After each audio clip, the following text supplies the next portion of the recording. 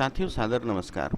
साथियों, जैसा कि आपने पहले वीडियो में देखा कि उसमें 8 तकनीक के विषय में बताया गया था, तो साथियों हम यहाँ पर तकनीक नंबर 2 पर चर्चा करेंगे, कक्षा कक्ष में प्रभावी दिशा निर्देश। तो साथियों कक्षा कक्ष में प्रभावी निर्देश का महत्व क्या है, ये हम देख लेते हैं। तो स्पष्ट और समझने योग्य निर्देश देना कक्षा में अच्छे शिक्षण अभ्यास का बुनियादी हिस्सा है। स्पष्ट निर्देश देने का अर्थ सभी अकादमिक व सह शैक्षिक कार्यों के साथ ही विद्यार्थियों के व्यवहार से संबंधी स्पष्ट निर्देश देना है। स्पष्ट निर्देश में विद्यार्थियों से अपेक्षित कार्यों को पूरा किए जाने का विवरण, जैसे क्या कार्य करना है, वे इसे कैसे पूरा करेंगे और इस कार्य को करने के लिए उनके पास कितना समय है, आदि निर्देश शामिल होते हैं। यह कब किया जाना चाहिए? आमतौर पर कक्षा में गतिविधि को प्रारंभ करने और उनके क्रियान्वयन के लिए निर्देश दिए जाते हैं। किसी पाठ या विशिष्ट कार्य के पहले एवं पाठ के दौरान चर्चा के लिए और विभिन्न सह शैक्षिक गतिविधियों के लिए शिक्षक को निर्देश देने की आवश्यकता होती है। यह किस प्रकार किया जाना चाहिए? तो साथियों इसके कुछ चरण यहाँ पर बताए गए हैं। हमने ट्रेनिंग में भी इस पर देखा था और हमने इस पर एक प्रोजेक्ट कार्य भी किया था, परंतु आपकी मेमोरी के लिए फिर से हम यहाँ पर चर्चा कर रहे हैं। तो चरण नंबर 1 है, योजना बनाएं और तैयारी करें।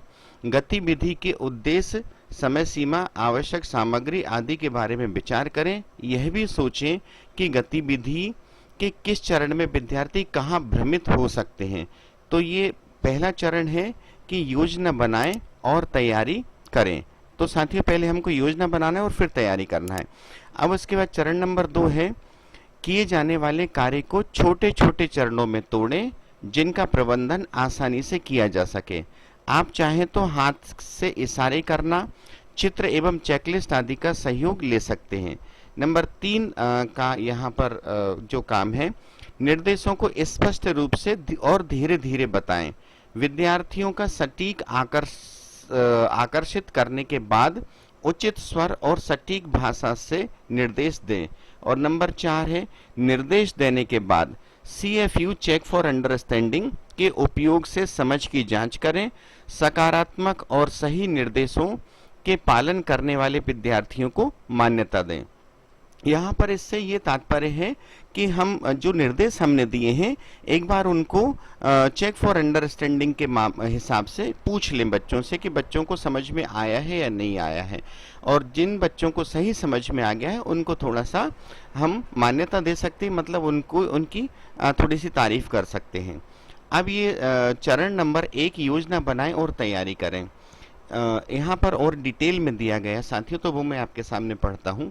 स्पष्ट निर्देश देना तैयारी के चरण से ही प्रारंभ होता है। गतिविधि की कल्पना करें और यह भी विचार करें कि गतिविधि के अंत में आप विद्यार्थी से क्या हासिल करने की अपेक्षा करते हैं। गतिविधि को पूरा करने के लिए विद्यार्थियों को जिस प्रक्रिया या चरणों का पालन करना चाहिए उसके बारे में विचार करें। साथ ही समय सीमा, आवश्यक सामग्री और गतिविधि के दौरान विद्यार्थियों द्वारा सीखे जाने वाले व्यवहार के बारे में भी विचार करें। तो साथियों जब हम योजना बनाएंगे तो इन 2 चीज़ों को हमें ध्यान में रखना है। अब चरण नंबर 2, किए जाने वाले कार्यों को छोटे छोटे चरणों में तोड़ें जिनका प्रबंधन आसानी से किया जा सके। तो इसका साथियों अर्थ ये है कि कार्यों को छोटे छोटे चरणों में तोड़ने से आपको ऐसे निर्देशों की योजना बनाने में मदद मिलती है जिनका अवलोकन किया जा सकता है। विद्यार्थियों के विशिष्ट क्रिया चरणों के लिए क्या करना है और कैसे करना है जैसे निर्देश शामिल किए जाने चाहिए। उदाहरण के लिए शांति से सहपाठी के साथ समूह में अपनी नोटबुक में लिखें। यहाँ पर अगला चरण, अगली बात इसी चरण की ये है कि किसी गतिविधि के लिए आपके निर्देश स्पष्ट और संक्षिप्त हैं। यह सुनिश्चित करने का एक अच्छा तरीका यह है कि जब आप पाठ्य योजना विकसित कर रहे हों तो निर्देशों को लिख लें।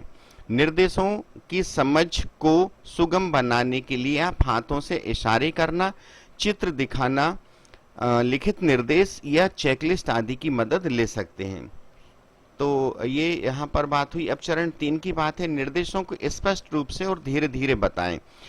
उचित स्वर में स्पष्ट और सटीक भाषा का उपयोग करें। निर्देश देते समय बीच बीच में वाक्य के अंत में रुकें, जिससे विद्यार्थियों को जानकारी समझने के लिए मौका मिले।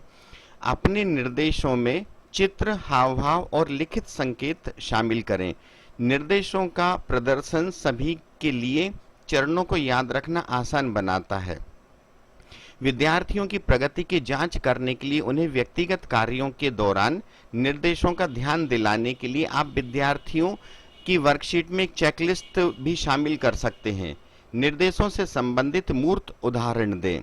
निर्देश देने के पश्चात जहां भी संभव हो आप इस बात का प्रदर्शन करें कि आप विद्यार्थियों से क्या चाहते हैं। विद्यार्थियों को एक समय सीमा दें और विद्यार्थियों को स्पष्ट रूप से बताएं कि उनके पास कितना समय होगा। यह विद्यार्थियों को कार्य करने पर ध्यान देने और अपना समय प्रबंधन में मदद करेगा। प्रत्येक चरण के लिए पर्याप्त समय दें, जिससे यह सुनिश्चित हो सके कि सभी विद्यार्थी उनका पालन कर रहे हैं। अब चरण चौथा है निर्देश देने के बाद। निर्देश के समायोजन के लिए CFU के डेटा का उपयोग करें। यदि विद्यार्थी निर्देशों की गलत व्याख्या करते हैं तो गतिविधि को रोक दें और गतिविधि या कार्य को पुनः समझाने के लिए विद्यार्थियों का ध्यान आकृष्ट करें और पूरी कक्षा को संबोधित करें।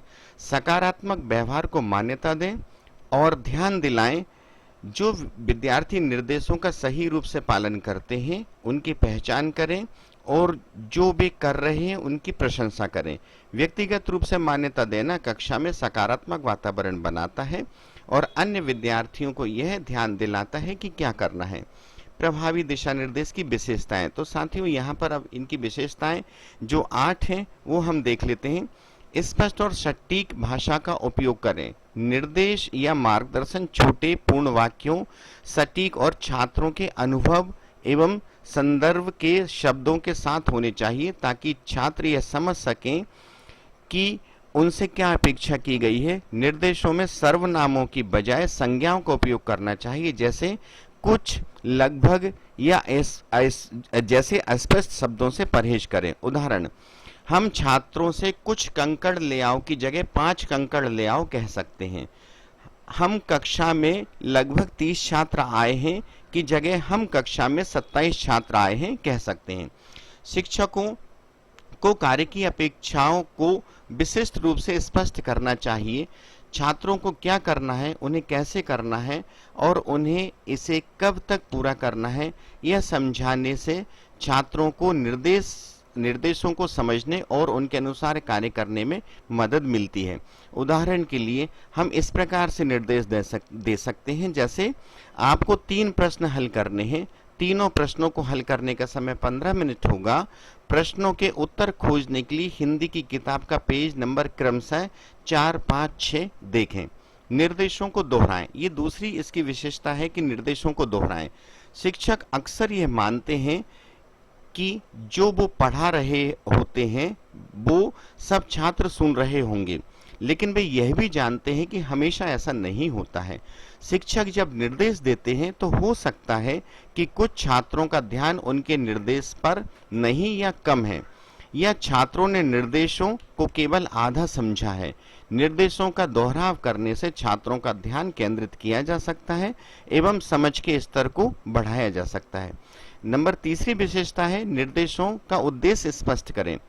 जब आप छात्रों को समझाते हैं कि उन्हें कोई कार्य पूरा करने के लिए क्यों कहा जा रहा है, तो वे कार्यों को सकारात्मकता के साथ करने में अधिक सक्षम होते हैं।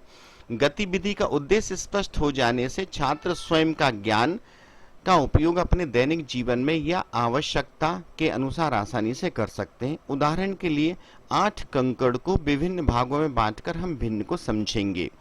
विभिन्न प्रकार की 6 पत्तियों को इकट्ठा करके हम सब उसे ग्राफ पर ट्रेस करेंगे और क्षेत्रफल निकालेंगे।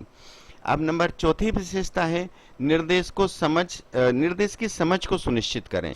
छात्रों को निर्देश देने के बाद छात्रों से निर्देशों को दोहराने या फिर से लिखने के लिए कहा जा सकता है, जिससे यह सुनिश्चित हो सके कि निर्देशों को छात्रों ने समझ लिया है।